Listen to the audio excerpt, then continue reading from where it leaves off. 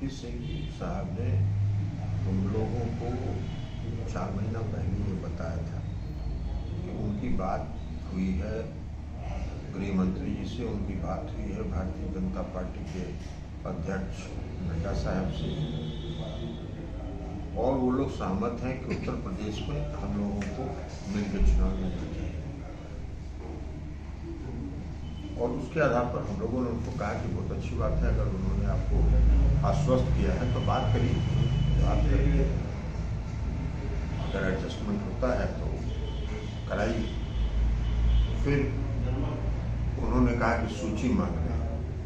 हम लोगों ने 30 विधानसभा क्षेत्र की सूची बना है, श्री धर्मेंद्र प्रधान जी को सुपुर्द करेंगे। ये लगभग 1-1.25 महीने की बात है, जब पिछला पार्लियामेंट चल रहा था उस समय की बात है। लेकिन उसके बाद कोई निष्कर्ष नहीं आया, कोई सकारात्मक उत्तर बीजेपी की तरफ से नहीं आया। इस बीच में कई दौर की बातचीत हुई श्री आरसीपी सिंह साहब से। आरसीपी सिंह साहब ने कहा कि बात हो रही है और समय निकलता जा रहा है। इस बीच भारतीय जनता पार्टी के अध्यक्ष नड्डा साहब ने प्रेस कॉन्फ्रेंस करके दिल्ली में ये कहा कि उत्तर प्रदेश में हमारा जो गठबंधन है वो श्री संजय सहनी जी की पार्टी से और अपना दल से, तो थोड़ा चौंकाने वाला हम लोगों को लगा। और उसके बाद फिर हम लोगों ने आरसीपी सिंह साहब से बात की। आरसीपी सिंह साहब ने कहा कि नहीं ऐसा नहीं है, हो जाएगा। तो हम लोगों ने कहा कि ठीक है, हो जाएगा तो कम से कम भारतीय जनता पार्टी की तरफ से अधिकृत रूप से यह बयान भी आना चाहिए कि हमारी जनता दल यू से बातचीत हो रही है और जनता दल यू से भी हमारा गठबंधन हो सकता है। तो उन्होंने कहा कि शीघ्र हम करा देते हैं, तो अच्छी बात है, इसको होना चाहिए। नहीं हुआ 2 दिन तक। अब हमारे लिए मुश्किल था, नॉमिनेशन का शुरू हो गया था प्रारंभ, तो हम लोगों ने कहा कि अब हम और इंतजार नहीं कर सकते, और हम लोगों ने 26 विधानसभा क्षेत्रों की सूची जारी कर दी। उम्मीदवारों की सूची हम लोगों ने इसलिए जारी नहीं की कि कई दावेदार थे उन क्षेत्रों में, तो जो उत्तर प्रदेश पार्टी के अध्यक्ष हैं उनको हम लोगों ने अधिकृत कर दिया कि उसमें जो सशक्त उम्मीदवार हों उनको आप चुनाव में उतारें। इसके अलावा भी कई ऐसी विधानसभा सीटें हैं जहां हमको चुनाव लड़ना है, जिसको शॉर्टलिस्ट किया है यूपी के अध्यक्ष ने, और उस विधानसभा क्षेत्रों की भी घोषणा करने के लिए हम लोगों ने यूपी पार्टी के अध्यक्ष को अधिकृत किया। तो उम्मीदवारों के नाम की सूची आपने जारी नहीं की है, तो क्या ये आज भी उम्मीद है कि बीजेपी की तरफ से कोई बात हो सकती है या कोई गठबंधन की कोई संभावना? देखिए, उम्मीद तो अभी तक तो कोई बीजेपी की तरफ से सकारात्मक अभी तक भी नहीं आया है, तो इसलिए अब उसकी उम्मीद करना बेकार है। अब तो चुनाव मैदान में हमने घोषित कर दिया है, और जो हमारे सशक्त उम्मीदवार जो आवेदक हैं और जो चाहते हैं, उनमें जो सशक्त उम्मीदवार हैं उनका चयन करके हम लोग उम्मीदवारों की सूची भी जारी करें। पर ललन जी, मेरा सीधा सवाल पहले यही था कि क्या आरसीपी सिंह की वजह से जेडीयू को इतना नुकसान हो रहा है यूपी में चुनाव नहीं लड़ने की वजह से, या बीजेपी में आपको भाव नहीं दिया? हमको भाव कोई देने का नहीं देने का कहाँ सवाल है, इसलिए कि हम बीजेपी से अलग हटके कई राज्यों में चुनाव लड़, नहीं, यहाँ यूपी के चुनाव की बात कर रहे हैं। हम कई राज्यों में चुनाव लड़ चुके हैं, तो भाव उनका देना, किसी भी पार्टी को भाव देने से क्या होता है? भाव दीजिए मत दीजिए, हम भी एक राजनीतिक दल है, हम अपने क्षेत्र का विस्तार करेंगे, और हम यूपी में चुनाव लड़ना चाहते थे। रामचंद्र बाबू ने कहा कि उनको बातचीत हुई है और वो चाहते हैं लड़ना, तो विस्तार के लिए अगर वहां गठबंधन होकर चुनाव लड़ता तो ठीक था। हम तो अरुणाचल प्रदेश में भी चुनाव लड़े, 15 चुनाव क्षेत्रों में चुनाव लड़े, 7 में जीते।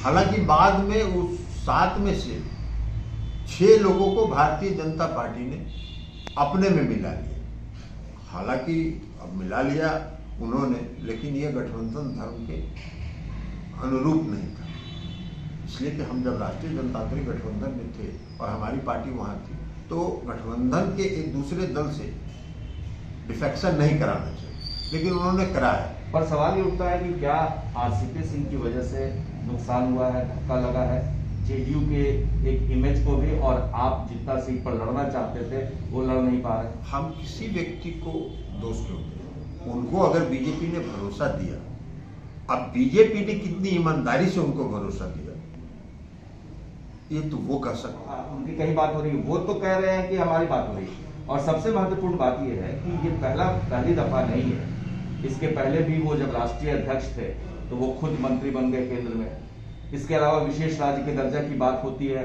तो उनका जो सुर होता है वो केंद्र सरकार की तरफ से होता है।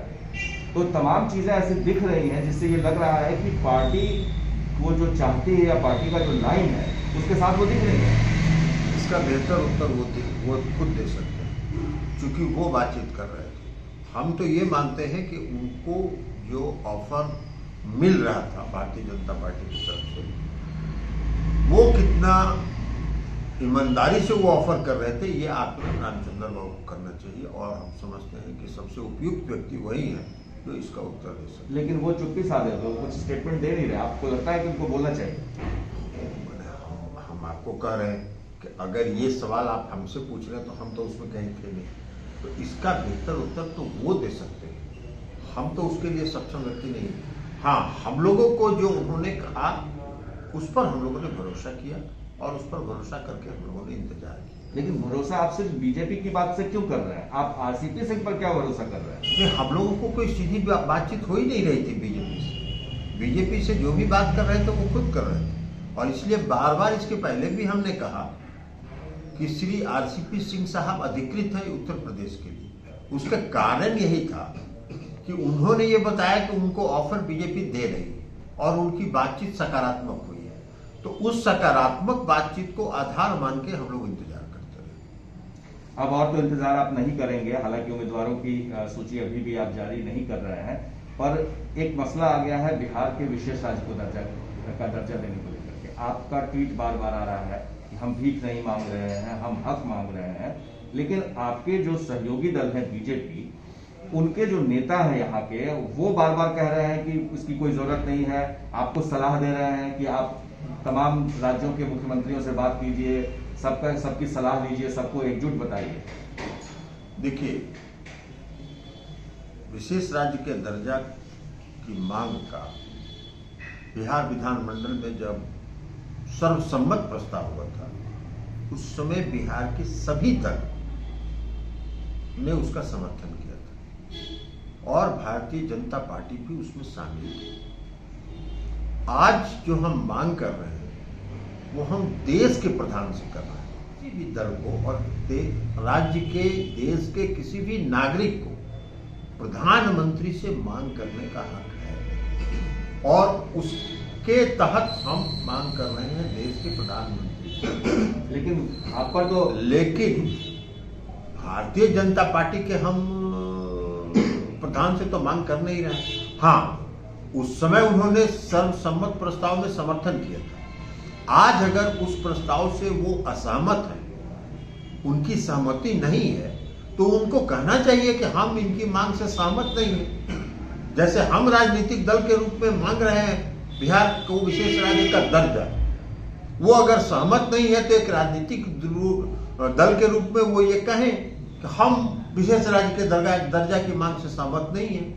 लेकिन वो तो अड़चन पैदा कर रहे हैं। नहीं, हम अड़चन पैदा कर नहीं।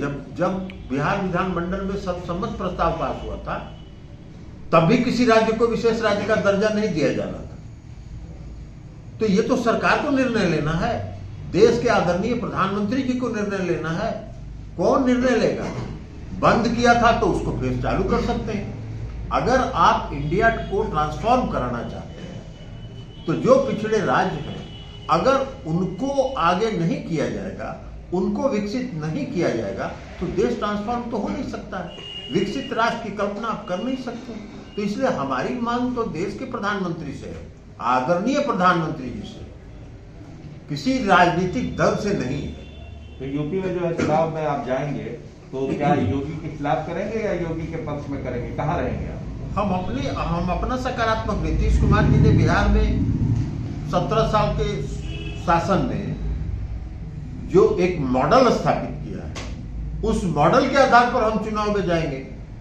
और आज जो नीतीश कुमार जी ने स्थापित किया है मॉडल, वो पूरे देश में चर्चा का विषय है। जिस योजना को उठा लीजिए, एक योजना नहीं, हम 1 दर्जन योजनाओं का नाम ले सकते हैं।